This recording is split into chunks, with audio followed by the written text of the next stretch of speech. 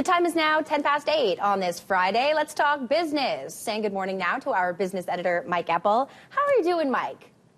I'm fine, thank you. How are you? Well, I'm doing well, but listen, when you've been in the game as long as you have, it must mean a lot when you're surprised by the labor market.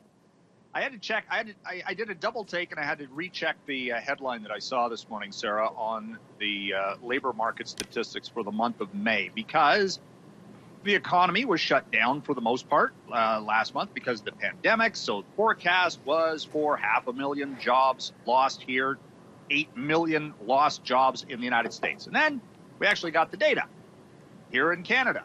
290,000 jobs added to the Canadian labor market last month.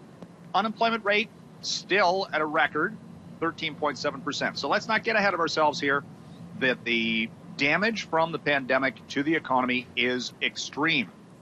But the recuperation may have started a little bit sooner than forecast. You look at Quebec, they were one of the first to reopen. 230,000 jobs added. BC, 65,000, 48,000. Alberta's at 28,000. Ontario, the only province to lose jobs last month, at 65,000. So the reopening of economies showing that a lot of people who had been laid off brought back on the payroll, specifically in the manufacturing sector. So it's a sign of, we'll take it as optimism, but again, a long way to go to get back to where we were just in February. Well, and then when we look south of the border, the U.S. economy adding millions. Yes, but that's with a big caveat. They dropped about 20 million in the previous couple of months, and the forecast again was for millions more. But we heard, manufacturers, auto sector, airline industry, they're all slowly recuperating state by state. Some were open faster than others. And this led to 2.5 million jobs again. And of course, politics is front and center in the States right now because the U.S. president's set to give a news conference. He's already taken a victory lap for all of this. Again, can't get ahead of ourselves with the pandemic shutdown. Markets are absolutely on fire right now. TSX up 300 points and the Dow is up more than 700. We could actually see some records today for some of the tech heavyweights. We're almost out of time, Mike, but I'd like to talk about oil, seeing a bit of a spike there, too, ahead of next week's OPEC meeting.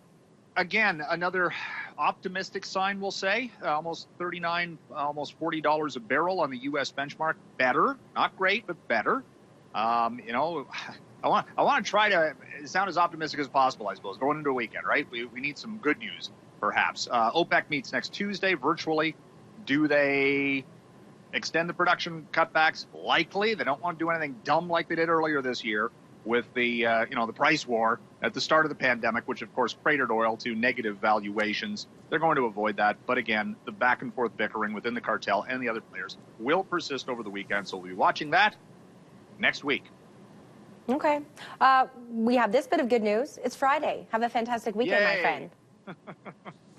Thankfully. We'll see you on Monday, Mike. Yeah. Talk you can hear more from our business editor, Mike Eppel, on 660 News.